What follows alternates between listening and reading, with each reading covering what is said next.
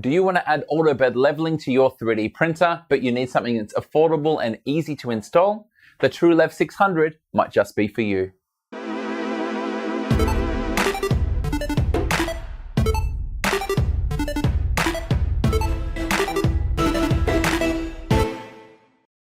Auto bed leveling might not be for everyone, but for the majority of people, it represents a tremendous step forward in ease of use and repeatability of printing. In the past, I've covered the easy ABL, the Touch Me, and the very popular BLtouch. Today, I'm presenting a guide on the TRU-LEV 600 by Skynet 3D Mods. Do you remember when the ANET A8 was causing all those horrible house fires? Well, a few years ago, Peter from Skynet 3D was the one to first get Marlin working on this printer, and together with Mark Hannapel and Hans Ruff, introduced ABL and thermal runaway protection changes that were later merged into the main Marlin branch for the A8. The earliest version of this kit has been available since the end of 2016, so by now it should be really well developed and highly functional. Let's check out the specs and then get it fitted. The Skynet 3D Mods eBay page has a range of affordable 3D printer upgrades. For instance, this USBasp programmer that can be used to flash a bootloader on a factory mainboard. And that programmer is actually included as part of this ABL kit. There's two sizes available, a standard 18 and a mini 12mm. We'll be looking at the versions that you power from your printer, but there's also versions available that come with a plug to power it from the wall. If you're on a tight budget, there's also a simpler version that comes in at approximately half the price. And here's the contents of our ABL kit all laid out. We start with the USBasp programmer for burning a bootloader. We have a bunch of cable ties for cable management, a tiny screwdriver for calibration. We have our cable to power this from the printer, our control box for housing the electronics required, and finally we have our actual sensor. This sensor samples at 600 Hz, hence the name TRU-LEV 600. Here's the standard and the mini side by side. Functionally they're identical and the price is the same too. You would choose the mini if absolute lightweight was your priority. There is a big download link to all of the resources we need for this on skynet3dmods.com. After we unzip the download, we have a portable version of Arduino, an extras folder with a version of Cura and some other handy software, and that includes the driver for the programmer. We have a copy of Marlin firmware ready to configure this very easily. We have folders full of printable STL mounts for mounting the sensor. And finally, we have a very detailed set of PDF instructions. And this is what I'll be following for this video. However, I might mix up the order a little bit and do things in what I consider to be a slightly easier way. I would recommend printing the mount as the first thing you do while your current printer is working. I've printed out a range to display here, and the recommended material is PETG or ABS. They all mount the same way. You unscrew one of the locking nuts from the sensor, put it through the orifice, and then put the locking nut back on. You can position the sensor higher or lower by adjusting exactly where the locking nuts are. For a mini, there's a printable sleeve on the SD card, and that goes in place as an adapter, and then that works in exactly the same way. Now the mount you just saw in yellow is for the standard Ender 3, but in my case I'm running an aftermarket fan duct and mount in the form of the Hero Me. Fortunately, there's multiple mounts available for that. I'd recommend going for the one highlighted here because the other one didn't fit. The first step in our wiring is to unplug the cable going to the ZN stop. This is a JST connector, and if you get something small like a screwdriver, you'll be able to push down on the little tabs and back out the pins from the housing. It's a fiddly job, but doing it this way will ensure that this mod is later reversible. We'll now take our electronics box and find the pins labeled signal and 0 volt, which is the same as ground. We're going to use our little screwdriver to undo them. After this, we're going to place what's left of our JST connectors inside the signal and the 0 volt. You should find that there's just enough room to fit it in, and when you screw it up with a screwdriver, you want to tighten it enough so it can't fall out, but not so much that you crush the connector.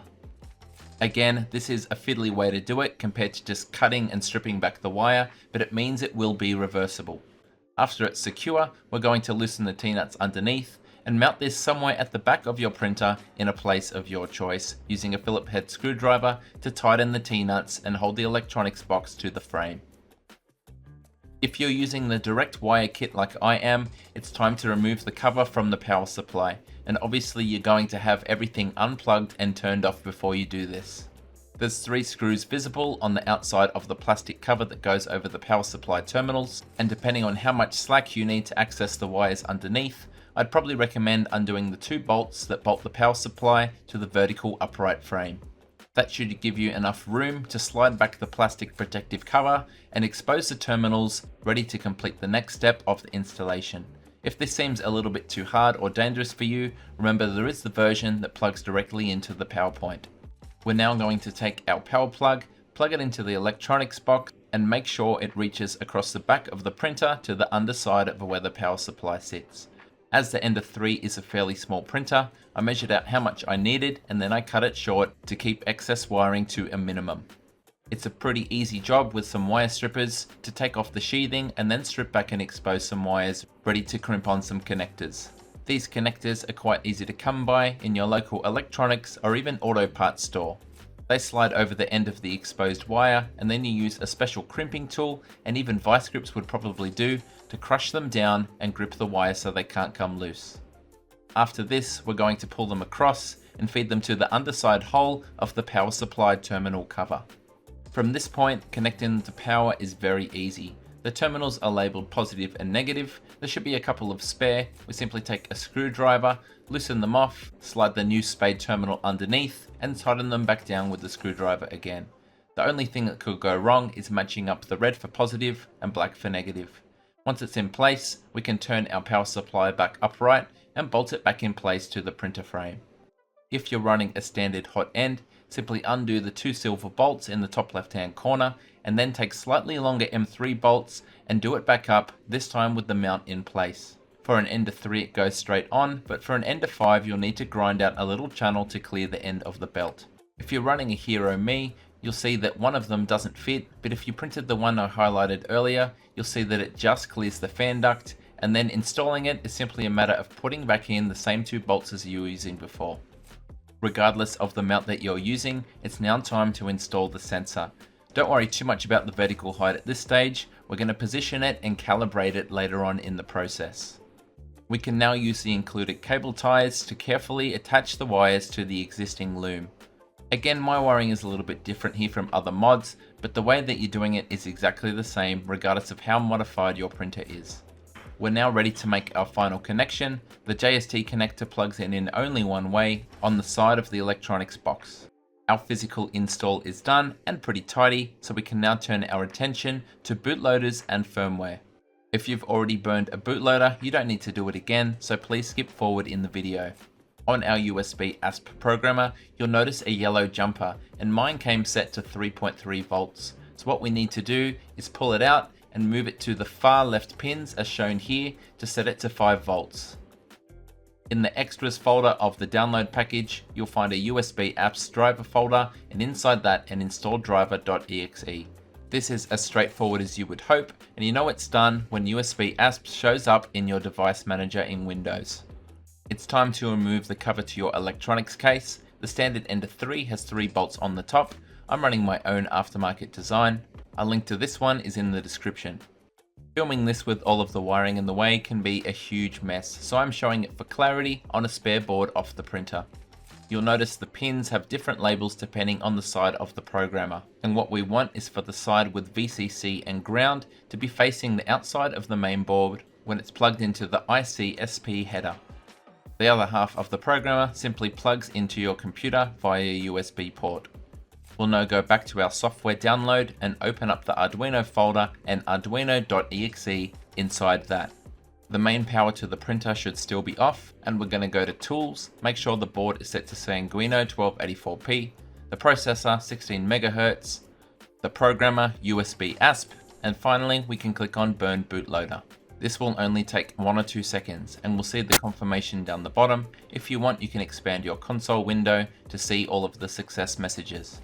Now, it is completely normal for your printer to only have a blue screen at this point. Burning the bootloader has erased the old firmware, so let's put the new one in place. From now on, when you upload firmware, you simply plug in the USB cable to the mainboard and the other end into your computer. Back in Arduino, we're going to change our programmer to AVRISP Mark II. We'll also go to File Open and navigate to the firmware folder from what we downloaded and open the file firmware.ino. When it opens, you'll see on the main tab that all changes are to be made in configuration.h. Our first step is to do Ctrl F and then type in your printer, in my case Ender 3. Click Find until it takes you through to the section that says Creality Ender 3 options. We'll start by deleting the double / to define Ender 3, and now we'll tell it what probe mount we're running. If you're running the standard duct, which I showed in yellow earlier, you would uncomment define CR10_OEM. But because the Hero Me is not listed here, I'm going to uncomment custom probe. You're now going to scroll down in the file until you reach the section called End Printer Section. There's tuning available for the ABL. Most of these you can leave exactly how they are. Descriptions for each are written above them. The section I'm looking for is to set up my probe offset, and I've set that to -46, -10 to match what's listed in the STL download of the mount I used. That ended up being -46 and -10.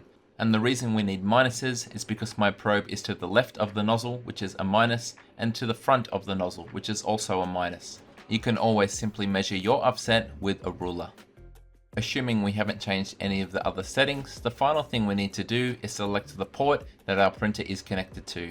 After that, we can click the upload button.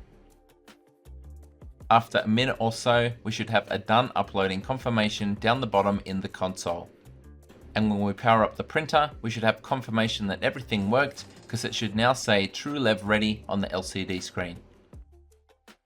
So we have everything in place and we're almost ready to go. Let's have a look at the changes needed to our slicing software, as well as the final calibration so we can start printing. Regardless of your slicing software, you'll have Start G-code, and it should have a G28 to which you're going to put directly underneath a G29 to do auto bed leveling. You'll also need to add a G4S10 as the heaters get turned off during probing, and this will give them 10 seconds for the temperature to recover. Your very first step is to verify the probe is working by putting your hand underneath and making sure the LEDs change color. The next thing I like to do is to go to Auto Home on the LCD, but you can see I have my hand hovering over the power button. As it goes to home for the Z, put your hand there and ensure that it stops. If it doesn't, all you need to do is to reverse the two wires that you plugged into the control box, swapping them around. After this, repeat the test to make sure it's working as I showed. When you reach this point, you're ready to do your final calibration. We start that by slowly and manually winding down the print head until the nozzle is resting on the bed. We're now looking to position the sensor 1 to 2 mm off the bed, and here I'm using a 1.1 mm cable tie. Simply wind up the top locking nut, lowering down the sensor until it's gently pressing on top of your cable tie or other chosen spacer. Now wind up the lower nut and tighten the two together to hold everything securely in place. From this point, we're now going to use the LCD menu to move the Z axis 1 mm up off the bed. We'll now also use the LCD to set everything to operating temperature for the most common temperatures that you use. For me, that's PLA with a heated bed temperature of 60 degrees. Let it reach that temperature and give it some minutes to settle and for everything to expand. You're now going to take the supplied screwdriver and turn it anti-clockwise until the light goes from red to green. You'll then very slowly twist it back in the clockwise direction until the light changes back from green to red. When you remove the screwdriver, if it stays red, it means your sensitivity is correctly set for your bed. We're now ready for our first test print, and I recommend something like this X that goes into the corners of the bed but won't use up a great deal of plastic. You can see here I've scaled the height to be 0.2 mm or exactly 1 layer thick. At the start of the print, after homing, you'll see the probe go around and measure a 3x3 grid, and the speed is pretty reasonable too. When it gets to the actual print, you quickly want to go to the control menu, motion, and then probe Z offset. By default, the nozzle will be printing in mid-air, so you want to turn it to the left to lower down the nozzle until you've got the perfect amount of first layer squish. Keep peering at it closely as it goes around and adjusting it to dial it in as accurately as you can. When you've found a value that you like, exit that menu, go back to the control menu and scroll down till you get to store settings and then press the button. Now this will be saved for future prints. When the test print is finished, it's time to inspect. And you can see here that my Z offset was not quite negative enough and the nozzle was not low enough, and therefore there's tiny little gaps in between my individual extrusions and they break apart. I reran the print, adjusting my Z offset even lower, and now they just merged together. If I save this Z offset to the EEPROM, my first layer should come out like this every time from now on. If you want to test the repeatability of the probe, go to the Prepare menu and go down to the M48 test. This will move up and down quickly on the spot a number of times, each time keeping track of the amount of steps to measure the variation between each probed result. When complete, the result will be displayed on the LCD, in this case a very excellent 0.003 millimeters, very easily within the tolerance we need for consistent first layers. Like most of the auto bed leveling systems I've tested, this one worked as advertised and was easy to install and set up. If you want an affordable way of adding ABL to your Ender 3, with the bonus of having an included tool to burn the bootloader to your mainboard, then I think this kit is a winner. If you want to know how this type of sensor compares to the BLtouch, I've made a video on that previously as well, so please check it out. If you're a customer of Skynet 3D mods, please leave your experiences below in the comments to aid fellow viewers. In the meantime, that's going to wrap it up, so thank you so much for watching, and until next time, happy 3D printing. G'day, it's Michael again. If you like the video, then please click like. If you want to see more content like this in future, click subscribe and make sure you click on the bell to receive every notification. If you really want to support the channel and see exclusive content, become a patron. Visit my Patreon page. See you next time.